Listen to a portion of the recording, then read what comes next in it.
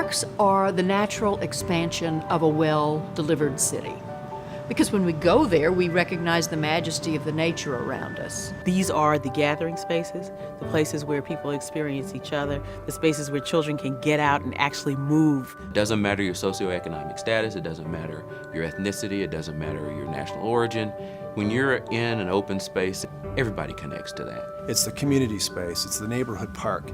It's a place for people to come and celebrate their city. At a time when we're in the midst of a major transformation, there's a lot of uncertainty, and I think green spaces are reassuring in a very fundamental way. It's transformational, and it will be a tremendous economic engine for this community. They are economic development drivers. They bring such value to surrounding real estate. Parks have an incredible power to catalyze major change in economic development in a city. You can help transform what the city used to be into something quite different. We've got this empty land, we've got a dead retail center. We're trying to figure out how to turn that into something that's a lot more beneficial to the surrounding community and to the future. We've learned from many great examples that parks are the catalyst for transformation.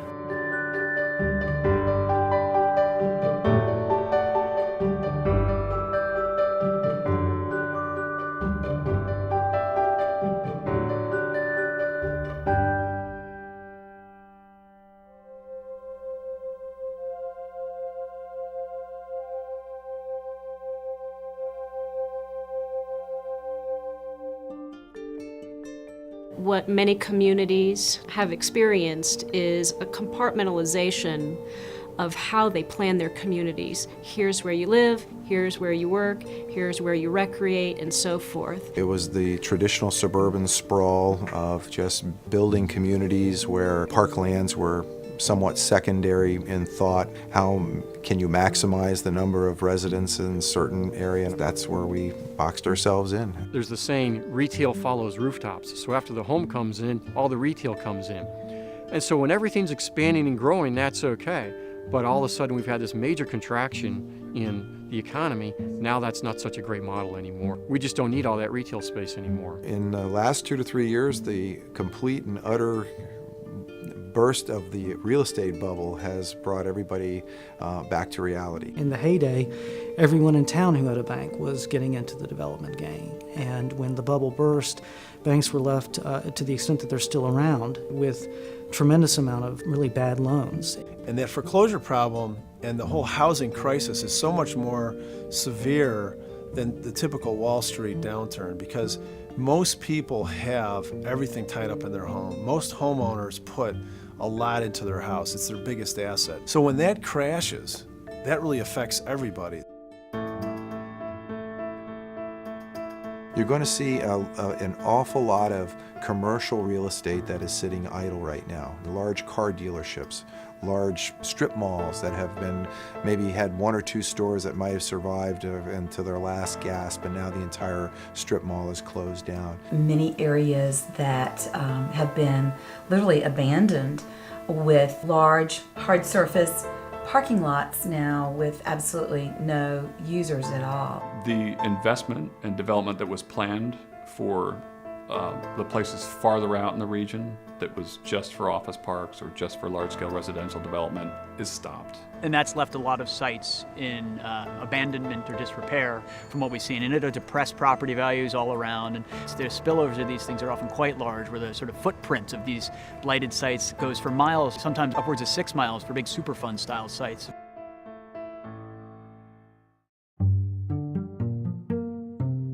You had a lot of issues with property being contaminated, buildings really outgrowing their usefulness, and frankly, they left behind a very obsolete infrastructure system.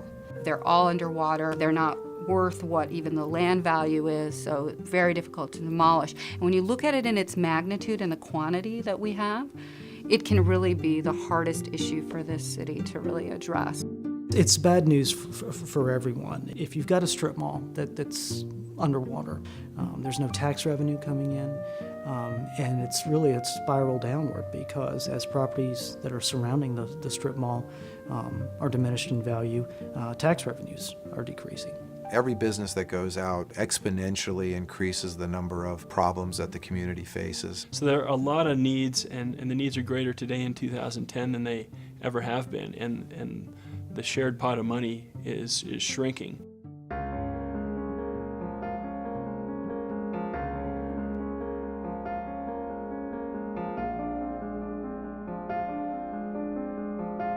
We're really talking about a process for transforming an underutilized or underappreciated piece of property to a very special place. For our least valuable urban areas, the first thing you notice is they don't have a park, they don't have any other amenities that really help sort of anchor the neighborhood. But they do have are these big empty lots that bring down the value of the neighborhood. And so the transformative opportunity to me is the ability to take something which is dragging down the value of the neighborhood and turn it into something that enhances the value of the neighborhood. It's a multifaceted cleanup program, essentially. You're creating parks, you are taking bad real estate off of the inventory, so to speak, creating jobs, and you're ultimately increasing the tax base because the development that will occur in the future on the unparked property will be higher value, higher density, and situated such that additional transit options could be created.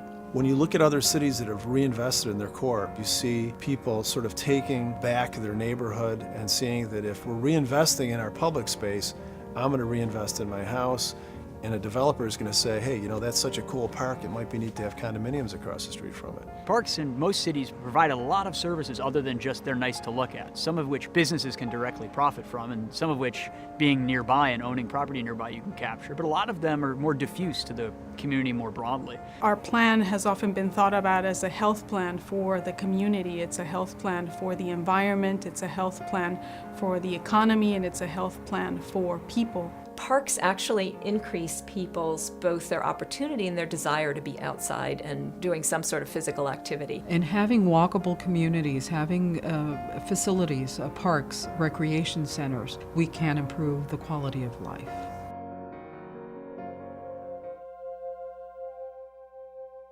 When we look at vacant land or we look at all the homes that have been foreclosed, there's an opportunity to reclaim those in a way that will really add to the quality of life, that will create green infrastructure, that will attract young residents, that will keep people here. It's an opportunity for communities to revisit their regulations, their vision, their planning for where infrastructure and parks should go, and to plan what the future of their community will look like. Cities are beginning to use parks as an economic attractor. So in a redevelopment project, the park might come first. And the city makes the public investment in order to attract private investment. We've identified properties that are ripe for redevelopment. Say there was a 20-acre parcel of property. If we took 5 acres of that and made that parkland and took the other 15 and made that for mixed use, whatever it took to maintain that 5 acres of parkland and operating budget would be sustained by the remaining development of the other 15 acres. If we're able to do that in a way that manages stormwater, then the region pays less for stormwater management, or creates an opportunity to eradicate blight in a neighborhood so that the real estate value of surrounding houses is raised. Everyone benefits from that. We can bring the technical expertise to understand what will work and what won't, how much things cost, and how the pieces of a particular neighborhood fit into the larger system. But at the end of the day, what we're helping to do is create the imagery and the vision around what people most want for their own neighborhoods. But now's the time to do it because we can get in front of the growth that's going to come back, and real estate prices have gone way down. So there's an opportunity to take advantage of what we call the green lining in the real estate downturn. The time right now is the time to buy. The time to invest is now. When you're at the bottom of the market, this is the time to make those investments that are going to pay off handsomely over the next few years. It is a unique time in history where there's not only a great need, but a great opportunity from a real estate standpoint. The catalyst is here now for us to do a red field to green field conversion, and it's really our next evolutionary step. It's what we have to do. It's what's next. When those public spaces get improved, the surrounding neighborhoods get improved, both from the standpoint of how they look and feel, but also the reinvestment starts to come back in. And the Red Fields to Green Fields project is a perfect project to begin to transform whole neighborhoods. Reconnecting people to nature, reconnecting communities together, providing people greater access to parks. And some of the simple things in life that really we all can enjoy, whether it's with our family or our friends or by ourselves. It really is just part of the human fabric. The mission of Red Fields to Green Fields is to solve a problem today that solves a problem for the future. And that is not only the gluttony of space that we can help arrest and turn around, but also to say this is a stand we're taking for better and more livable cities. I'm glad to be a part of it. What better way to increase the health of a community, to increase the wellness of its residents, and also increase the safety in the neighborhood? Let's build a park.